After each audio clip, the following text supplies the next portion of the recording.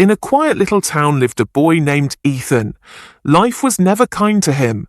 His shoes were worn out, his backpack was ripped, and many nights he went to sleep with an empty stomach. But inside, Ethan lived something nobody could see. A dream. A dream so big it scared even him sometimes. He wanted to change his life and the life of his family. Whenever he spoke about it, people laughed. They said, "How can a boy with no money talk about big dreams? You should only think about getting food for tomorrow." Their words hurt, but deep inside, Ethan refused to believe his future was locked by his present. One evening, while sitting near a small bridge, lost in thought, an old mentor noticed him. "Why do you look so troubled, son?" the man asked.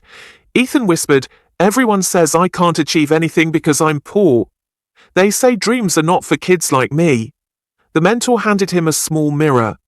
"Look closely," he said. "I see myself," Ethan replied. "Do you see the sadness in your eyes?" asked the mentor. "Yes," Ethan nodded. "Now look deeper. Do you see that spark hidden behind the sadness?" For the first time, Ethan noticed it, a fire inside him. "This fire," the mentor explained, "is your belief. Protect it. Feed it with hard work and courage. People will try to cover your mirror with dust, but you must keep it clean with your actions.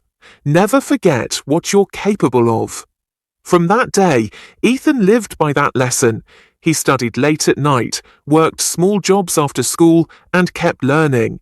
Slowly, step by step, he built skills. He fixed phones, saved every dollar, and one day started a small repair shop. Years later, that shop grew into a chain of stores and then into his own brand. The same people who once mocked him now respected him.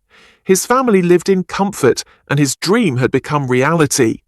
The mentor visited him again and said, "Ethan, remember this. The world wants poor boys to think small. But those who dare to dream rewrite their story. Success is not measured by the money in your pocket, but by the vision in your heart." And just like Ethan, if you carry even the tiniest spark in your heart, don't ignore it. Protect it. Work for it.